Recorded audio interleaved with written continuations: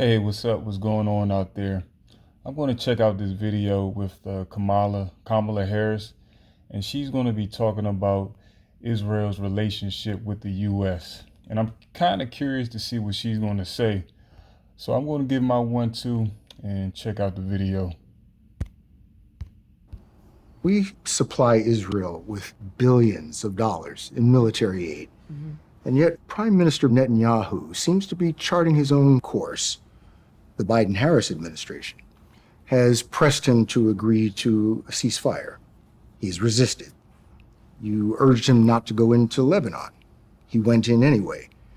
He has promised to make Iran pay for the missile attack, and that has the potential of expanding the war.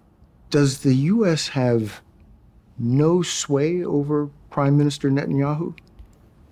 And before she goes, the U.S. does not have any sway. Like the gentleman stated, the U.S. sends billions. They have a contract, and I could be wrong. It's like a 10-year or 8-year contract for like 40 or between 35 and 40 billion, something crazy that they just send them in just defense funds. And a lot of people don't know why the U.S. has this relationship with Israel, because a lot of politicians over here are funded by a lot of so-called uh, Israeli people, like the AIPAC, super PAC that funds her. She has no choice but to play ball because she knows where the money is. A lot of those people, people don't want to admit it, but a lot of those people had their hands on a lot of different things like money, entertainment, etc., even war.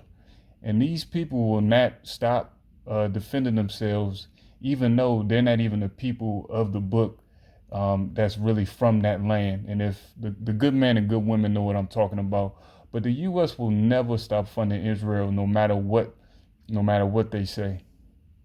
The aid that we have given Israel allowed Israel to defend itself against 200 ballistic missiles that were just meant to attack the Israelis and the people of Israel. And when we think about the threat that Hamas, Hezbollah presents, Iran, I think that it is without any question our imperative to do what we can to allow Israel to defend itself against those kinds of attacks. Now, the work that we do diplomatically with the leadership of Israel is an ongoing pursuit around making clear our principles, which include the need for humanitarian aid, the need for this war to end, the need for a deal to be done, which would release the hostages and create a ceasefire. And we're not going to stop in terms of putting that pressure on Israel and in the region, including Arab leaders. But it seems that Prime Minister Netanyahu is not listening. Well, Bill. Thank you. I was just about to say that. He's not listening to all that stuff she's talking about. It doesn't matter to him. All they are worried about is squashing Hamas and all those terrorist cells over there. I mean, like again, those aren't even the people of the land, biblically. Now you got some religious nuts over here that think it's a verse in Genesis that's talking about blessing. I will bless those who bless you. It's talking about Israel. So some religious nuts over here probably believe that if they're giving their tax dollars or doing something, for Israel, it's helping in that regard. But it's not, because the good men and good women out there know who the true people of the land are, and those people are not it. That's why it's so much violence and chaos in that area. The work that we have done has resulted in a number of movements in that region by Israel that were very much prompted by or a result of many things, including our advocacy for what needs to happen in the region. Do we have a real close ally in Prime Minister Netanyahu? I think. And allies, you mean in somebody that can help control the resources in that area.